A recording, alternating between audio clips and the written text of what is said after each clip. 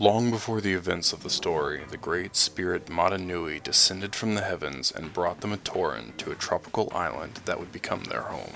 He gave them the guiding virtues of unity, duty, and destiny, allowing them to build peaceful villages and prosperous lives. In honor of their benefactor, they named the island Mata Nui. Their peace, however, was shattered when Mata Nui's jealous brother, Makuta, betrayed him and cast him into an endless sleep. As Makuta's shadow spread across the island, darkness consumed the land. Ancient traditions faded, and the once thriving world began to slowly decay. Despite Makuta's growing influence, hope endured in an ancient prophecy. Legend spoke of 6 heroes, beings known as Toa, who would one day arrive to challenge the darkness and restore Mata Nui. The prophecy was fulfilled when 6 mysterious warriors emerged from canisters scattered across the island's shores. Each awakened with no memory of their past or purpose, yet each possessed mastery over one of the 6 elements: Tahu of fire, Gali of water, Onua over earth, Liwa of air, Pohatu of stone, and Kopaka of ice. Though strangers to one another, they would soon unite to fulfill a single destiny: to defeat Makuta and awaken the Great Spirit. This is the story of their first great adventure.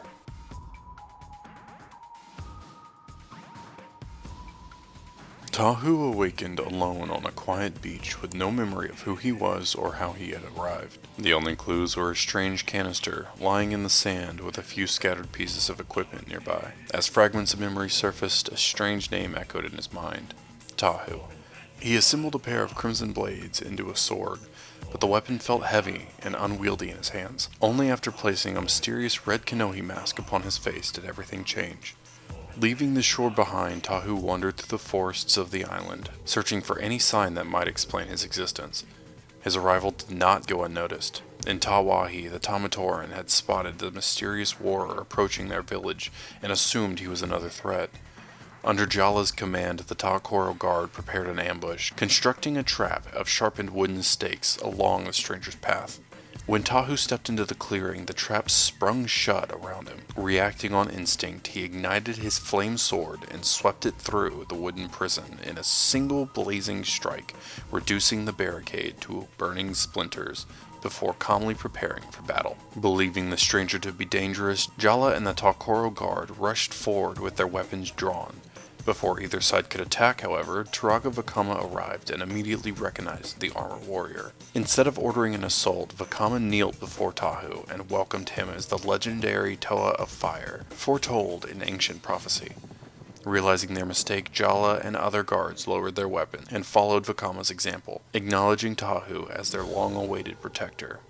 Although Tahu still had no memory of his past, he accepted Vakama's guidance, taking his first uncertain steps towards fulfilling the destiny that had brought him to Mata Nui. Elsewhere on the island, another story was unfolding. A Tamatoran named Takua awoke on the beach beside the large canister that had washed ashore, equally confused in how he had arrived there. Before he could investigate further, he was approached by Maku, a Gamatoran boat captain, desperately seeking help. She explained that while she was away, vicious Rahi had attacked Gakoro, leaving the village in danger.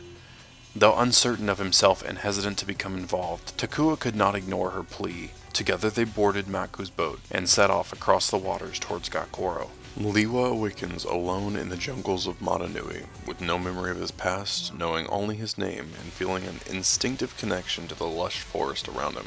Naturally agile and adventurous, he tests his abilities by swinging across a deep canyon on a vine, discovering an effortless affinity for movements through the air. Although troubled by a vague memory of frightening dreams, Liwa chooses to set aside his fears and instead search for answers about who he is and why he's come to this island. He accidentally knocks a baby taco bird from its nest, but instinctively raises his hand and summons a powerful gust of wind that carries the chick safely back into the air. Realizing he has somehow commanded the wind itself, Liwa gently returns the bird to its nest and marvels at his newfound elemental power, taking his first steps into understanding who he is as a Toa. Meanwhile, Onua feels instinctively at home underneath the ground as he tunnels through the earth. His digging leads him to a vast series of caverns where he discovers ancient murals depicting 6 powerful warriors, including one that resembles himself. Following mysterious vibrations through the stone, he eventually emerges into the underground village of Onu Koro, where he is greeted by the Matoran Onupu, who recognizes him as the long-awaited Toa of Earth, and escorts him to the village elder, Turaga Wenua. Wenua explains that Onua is one of the 6 Toa destined to oppose the evil Makuta, a being of darkness and responsible for the island's suffering. He reveals that Onua's elemental powers over Earth is focused through his great mask of strength, the Bakari. Though still uncertain of his past, Onua solemnly accepts his duty and asks Wenua to teach him everything he must know to fulfill his destiny. Gali swims the waters surrounding Motunui, feeling a connection to the ocean. As she swims through the peaceful sea, her solitude is interrupted when marine life begins fleeing from a massive, masked sea creature pursuing them. Rather than allowing the beast to destroy a nearby coastal reef, Gali instinctively lures it into open waters before discovering her elemental powers over the sea. Calling upon the ocean, she raises a tremendous wave that carries her safely to shore, realizing she has the ability to command water itself, though she still does not understand why she possesses such power. Drawn inland by an inexplicable pull, Gali reluctantly leaves the ocean behind and enters the dense jungle, hoping to uncover the purpose for which she has been brought to Motunui. After arriving in Pokoro, Pohatu learns from Turaga Oniwa that he is the legendary Toa of Stone and is entrusted with the mission of defeating Makuta. Inspired by the Matoran's guiding virtues of unity, duty, and destiny, he sets out across Motunui to find the other 5 Toa, deciding to test the power of his great mask of speed, the Kakama. Activating his mask, Pohatu races across the island in moments, reaching the snowy slopes of an icy mountain, where he spots a silver and white figure skiing down the mountainside, another Toa. Determined to meet his fellow Toa before he disappears, Pohatu pursues him through the deep snow and, trusting in his newfound abilities, charges directly towards a towering rock face in an attempt to take a shortcut through the mountain. Kopaka's solitary journey is interrupted when Pohatu comes smashing through the mountainside, trapping Kopaka under a rubble of boulders. Although Kopaka initially rejects Pohatu's help and insists on working alone, he reluctantly allows him to tag along, after recognizing his strength. Together they reach the mountain peak, where Kopaka claims the Mask of Shielding and confirms that it does not diminish the powers of his Mask of Vision. Using his enhanced sight, he spots mysterious figures in the distance and abruptly leads Pohatu down the mountain, only to be confronted by a massive Rahi beast. When Pohatu slips on the ice and is nearly gored, Kopaka risks his own safety to rescue him, carrying him across the ravine and luring the creature into plunging into the chasm. Pohatu then uses his incredible strength to collapse part of the cliff, burying the beast beneath tons of rock and delaying its escape. The ordeal forges mutual respect between the 2 Toa, softening Kopaka's distrust of others. As they continue down their descent, Kopaka reveals that he saw 4 powerful strangers from the summit, almost certainly the remaining Toa, and for the first time wonders whether these unknown allies will become friends or enemies.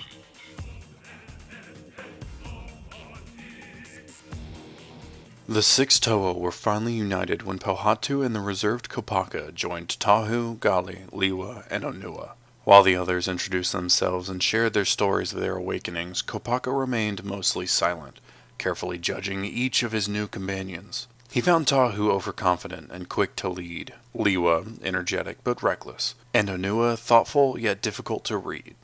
Pohatu had already earned his respect through their earlier battle, though Kopaka questioned his willingness to trust others so readily. Of them all, Gali intrigued him the most, as he sensed a quiet wisdom in her and felt as though she could see beneath his cold exterior. When Gali suggested the Toa's greatest strength would be their minds rather than their elemental masks, Kopaka found himself agreeing with her for the first time. Their discussion soon turned to their shared quest for the great Kanohi masks. Tahu proposed dividing into pairs to search the island more effectively, while Liwa favored searching alone. Gali urged the group stay together until they understood their enemy, and Pohatu had agreed teamwork had already proven its value. Kopaka, true to his solitary nature, insisted that he worked best alone, and resisted Tahu's attempt to take command, quietly resenting his assumption of leadership. Before the disagreement could be settled, the island itself erupted into chaos, as earthquakes, lightning, fire, rain, hail, and violent winds struck the mountainside all at once. Gali recognized the unnatural storm as Makuta's doing, and when it abruptly ceased, the Toa realized their enemy knew that they had gathered. With the threat now undeniable, Tahu declared there was no time to argue. They had to begin their search for the masks immediately. Takua arrived at the peaceful waters of Ga Koro to find the once serene village scared by the recent Rahi attack.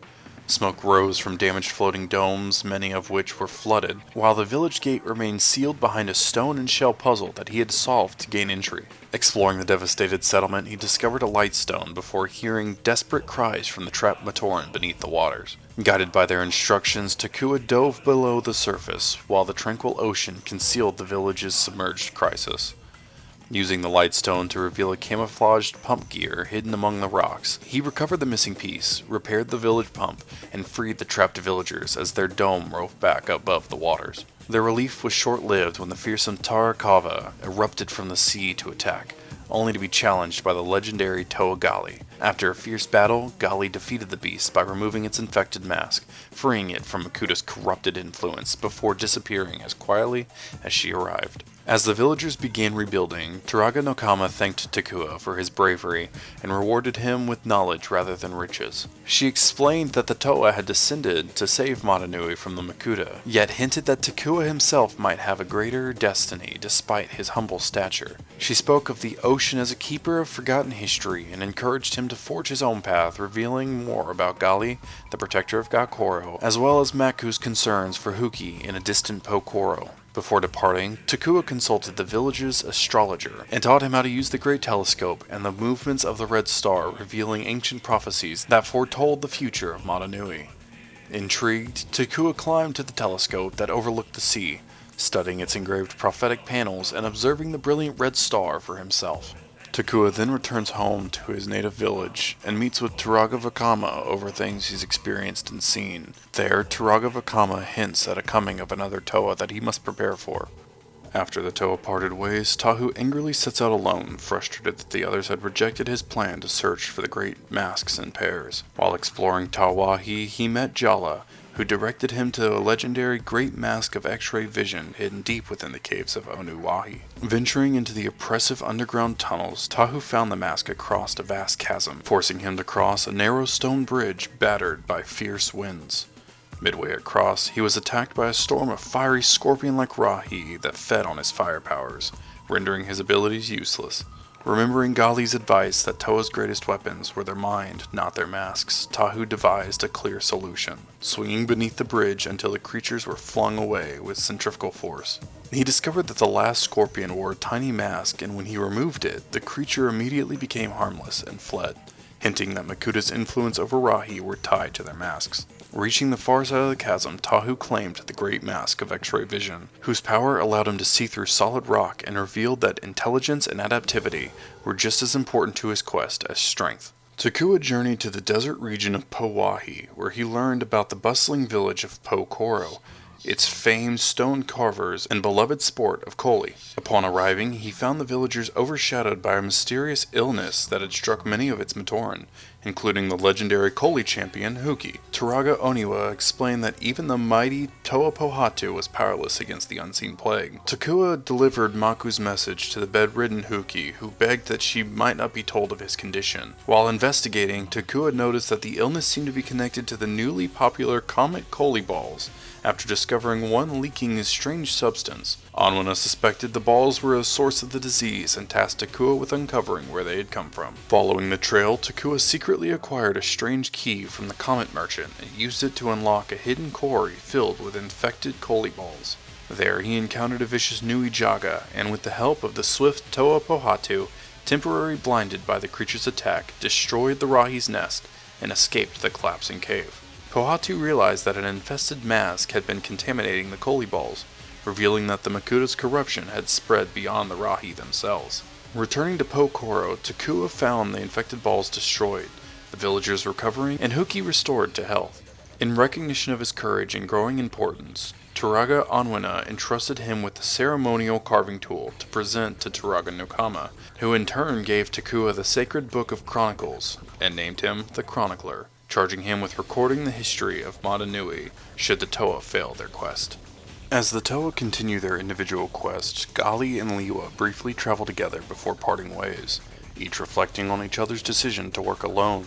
Gali worried that the Toa's greatest strength would come through unity rather than individual power, while Liwa remained confident in his independence.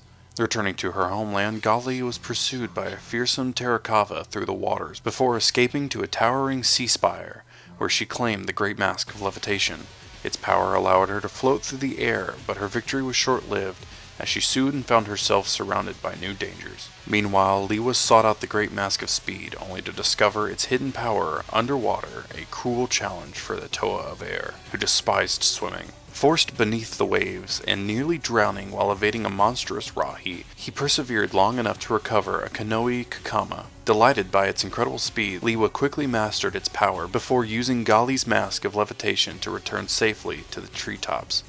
Takua's journey to Onukoro begins without incident as he travels from the sands of Pauahi into the rocky depths of the mountain. At the entrance of the Great Tunnel, he encounters an attendant with 2 ursal crabs, one of which who's Puku, a retired racing crab, once owned by Onupu himself. Seeing the value in having a guide through the dark passage, Takua befriends Puku and rides her into the underground city. Upon arriving in Onukoro, he finds a village struggling under the strain of darkness, rahi attacks, and other dwindling resources. He meets Onupu, captain of the Onukorian Ursuri Regiment, who warns him of the dangerous Kofu Jaga lurking in the mines and explains that the darkness has made their attacks worse. As Takua explores the village, he discovers that Turaga Whenua is facing numerous crises. Mining operations have stalled after encountering an unusual, nearly indestructible rock laying deep beneath the great mine, while a shortage of light stones has left workers struggling in unsafe conditions. The village's leaders argue over lack of resources, delayed trade routes, and growing threats, but Whenua remains focused on finding solutions for all of Onukoro. Determined to help, Takua ventures into the Lightstone mines and discovers a dangerous lava flow blocking the way. Using his lava surfboard, he crosses the molten lava river and repairs the damaged pump system, allowing the miners to access a vast new supply of lightstones. When the city illuminated once again, Takua restores hope to the people of Onukoro. Continuing his search for answers, Takua travels deeper within the great mines, where he learns of a mysterious rock layer, preventing further protodermis excavation. There he discovers a strange disc embedded into the stone, covered in unfamiliar symbols. A prospector asks Takua to seek help from an astrologer, leading him back to Ga Koro, where he learns the disc is actually an ancient sundial. With the astrologer's tools and the light from his own lightstone, Takua activates the sundial and reveals a hidden passage underneath the mine. Although he finds only a mysterious golden mask that he cannot reach, Takua returns to Whenua, who thanks him for solving many of Onukoro's troubles. Takua follows the path of the 3 wavy lines from Onukoro and discovers the unfinished tunnel leading towards Lee Koro. There he meets Taipu, a strong Onukorian Matoran working to complete the highway between the villages. After learning that Takua helped restore the Lightstones, Taipu thanks him for his help and explains that the new light has allowed them to continue digging. Together they break through the final barrier and complete the passage. Excited to see the legendary village in the treetops, Taipu invites Takua to travel with him to Lee Koro. However, upon reaching the forest, Taipu is suddenly captured by a large flying creature, forcing Takua to seek help from a mysterious village above the trees. Takua discovers Lee Koro hidden high within a massive tree, but the village appears abandoned until he finds and plays an ancient flute that awakens the inhabitants. The villagers reveal that Lee Koro has been attacked by Nui Rama, Rahi creatures corrupted by Makuta, and their leader, Turaga Matau, has been taken, while Toa Liwa is away searching for the Great Kanoe. Learning that Taipu might have been taken by the same creatures, Takua agrees to help the villagers defend their home. He joins Kongu, a skilled Kahu rider, and takes to the skies to battle the approaching Rama storm.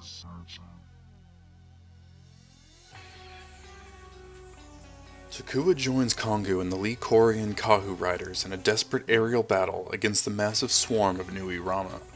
Fighting with skill and determination, they press their attack all the way to the Rama hive. But they are ultimately overwhelmed. Their Kahu are injured and force them to land inside the hive, where Takua discovers the captured villagers, including Taipu and Turaga Matau. Matau reveals the grim truth that Toa Liwa has been enslaved by the Makuta through an infective Kanoe mask, and only removing the mask can free him. Believing escape to be impossible, the prisoners cling to hope through a song while they await a miracle. That miracle arrives when Toa Onua confronts the corrupted Liwa inside the hive. During their fierce battle, Onua uses the powers of his Kanoe masks to hurl debris at Liwa, knocking the infected mask from his face. Liwa quickly dons his original mask, freeing himself from the Makuta's control and allowing him to tame the Nui Rama that had held him captive. Together, Liwa and Onua rescue the prisoners and return them to safety to Lee Koro. where Liwa is rewarded with his golden kanoe after visiting the village's Suva. In celebration, Turaga Matau thanks Takua for his courage and presents him with a special flute song that can summon aid from Lee Coral whenever he needs it. With the village restored and his companions safe, Takua bids farewell and continues his journey across Motunui. Kopaka ventured into the fiery wastes of Tawahi in search for a great mask of strength, enduring the unbearable heat to reach a lava-filled basin where the Kanohi rested on a small island. After repeated attempts to freeze a bridge across the molten lake failed, he reluctantly admitted that another Toa, especially Tahu, would have been better suited for retrieving the mask. Refusing to give up, he devised a new plan by freezing a nearby hot spring into a giant block of ice, riding it across the lava like a raft. He successfully reached the island, claiming the Great Mask of Strength, and used its power in an attempt to return, but an accident knocked him unconscious. During the brief blackout, he experienced a mysterious vision of a great stone temple and heard a cryptic voice foretell that the 6 Toa would need to unite, gather every great mask, and become something greater together to defeat Makuta. Awakening to find his makeshift raft nearby melted away, Kopaka made a desperate leap towards the shore, only to fall short before Liwa rescued him by a powerful gust of wind.